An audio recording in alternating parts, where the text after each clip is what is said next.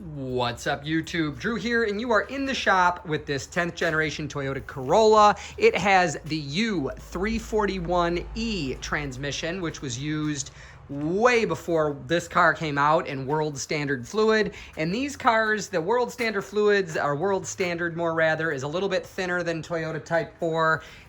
If you are a Toyota enthusiast, a Honda enthusiast, you'd be glad to see I do have all of the correct and appropriate fluids. That's just how I roll. So it's going to be world standard going back into this car, not Valvoline Max Life. I do keep that on the shelf as well, but not for these purposes, right? So anyways, the point is here, as the fluid gets old, it's thin to start out. The transmission definitely benefits from having it replaced. You've heard it said drain and fill. Well, that's fantastic if you drain. In this Corolla, you could drain over a third of the transmission fluid, its entire capacity, by just taking out the drain plug when the car's cold and level, measuring what comes out, and then replacing it with new world standard. Easy peasy. But you're going to want to do that like every 30,000 miles. Toyota might tell you otherwise, but they benefit when you buy a transmission. Sorry, that's just the truth. If you don't like it, you don't have to subscribe. The reality is the transmission fluid, that's called lifetime of the transmission. I guess it's up to you to define what you want the lifetime to be. But if you want it to be hundreds and hundreds of thousands of miles, you change it every 30, at the most 50,000 miles. And a drain and a fill in this car is sufficient for that. But we don't know the history of this one, and it's got 140,000 miles on it, and it needs to be done. So flushing it, yes, could damage it. That's when they take these cooler lines and hook them into a machine, excuse me, kind of like dialysis, where it forces old fluid in, and I shouldn't say that much like dialysis, right? Just in the fact that it's what the car should be doing on its own is done in an external machine. So it forces new fluid in. It's supposedly in reverse, right? And that could dislodge things inside the transmission and just cause all kinds of havoc. And we're not going to do that either. We're going to do what's called a cooler line exchange. Now, on this Corolla, it just so happens, and most Toyotas, it just so happens that the input into the transmission closer to the wheel, which is this one, is the return. This one goes into the transmission closer to the bell housing, the engine, and this is where hot fluid is coming into the radiator. Now, I also took a thermometer and measured this one at 158 degrees and this one at 137. So hopefully you don't need me to explain to you the significance of that data, as it should be self-explanatory. In case it's not, that one's cooler, which means it's gone through the transmission or the radiator already, and it's headed back to the transmission. So what I've done already, when I decided to throw the brakes on the job here and bring you guys in the loop, is I drained what's in the pan. This would be a good time to change the filter if that's applicable to your job. And then I'm going to use my trusty, pardon the mess, the red squirrel that lives in this wonderful shop of mine, which I'm blessed to have, knocked over all this crap and I never cleaned it up.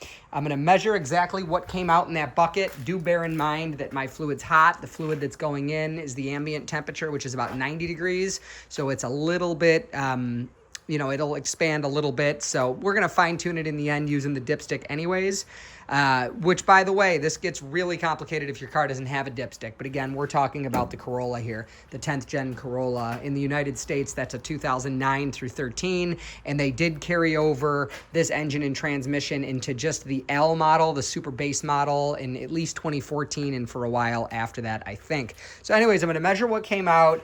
The filter would be changed at this point, and either way, the plug would be back in, not torqued down, which that torque spec will be either in this video or in the description, which, by the way, if this is helpful so far, it's not too early to give it a thumbs up and subscribe to the channel. This is what this channel is all about. And I always say, if I could do it, you could do it. I always tell you to hang in there. You got this. God bless. We're going to go over a lot of transmission information in this video, so make sure you stay tuned. But anyways, that's going to be finger tight, and I'm going to through the dipstick hole, which is a pain on Toyotas because it's small, unlike Hondas, where sometimes it's just a hole that big in the top of the transmission. Other times it's a bigger dipstick. Anyways, we're going to put in the amount of fluid that came out into the dipstick. If you're working on a cold day, You guys have seen my videos here. I'm up in where the Great Lakes, Erie, and Ontario meet. It gets very cold here. Sometimes I work in the shop and it's 0 Fahrenheit in the middle of the day. I heat water with this thing in a bucket, and then I'll take that transmission fluid and I'll soak it in that bucket at 120, 130 degrees so it's easier to pour through a funnel.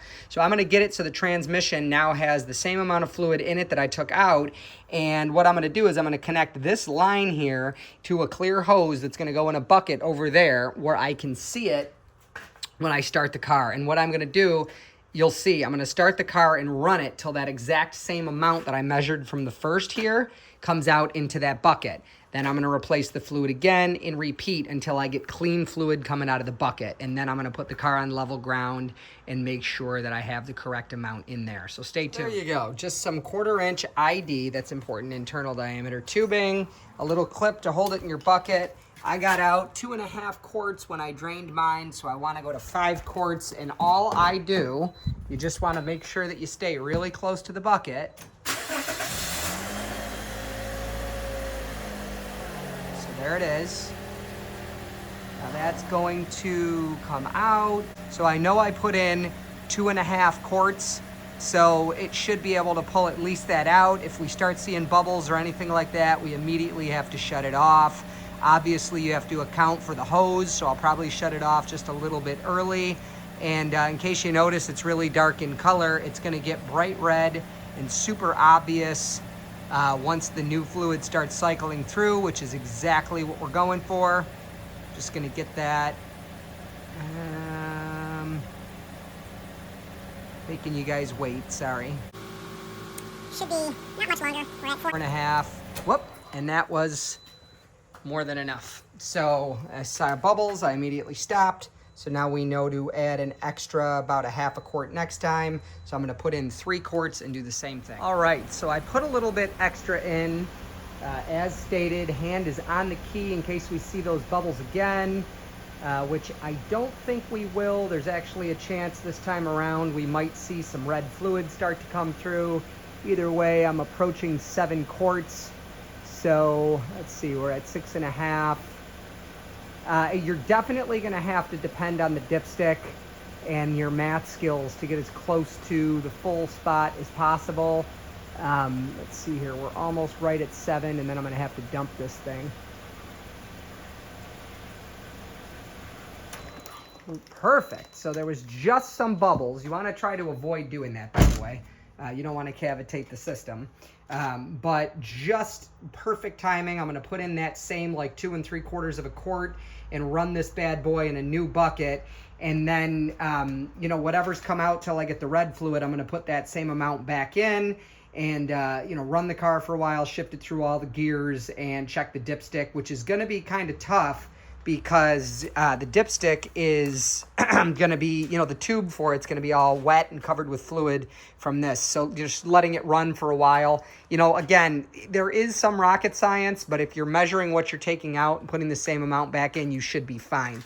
Like I said, you don't fully tighten it all the way down there because you might need to loosen it to take a little out. If you go too high, you got to get the car, you know, get the car good and hot and try to get, we're getting ahead of ourselves here, but as you see, there's multiple notches on the dipstick. Let me see if I can get you some focus.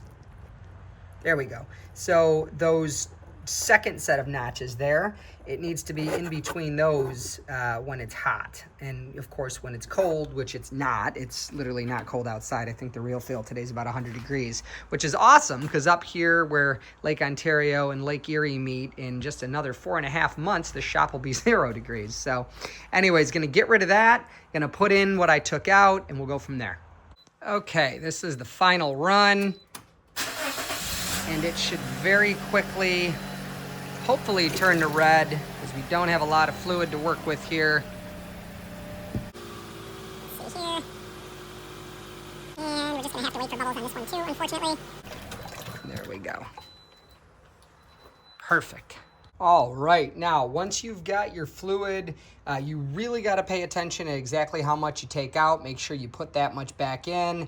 I ended up within about 1/3 quart of exactly where I need to be. Everything's topped off. I used my thermometer. You might not have one. They're so cheap these days, though. I might throw a link in the description for where I got my thermometer. It was like 20 bucks.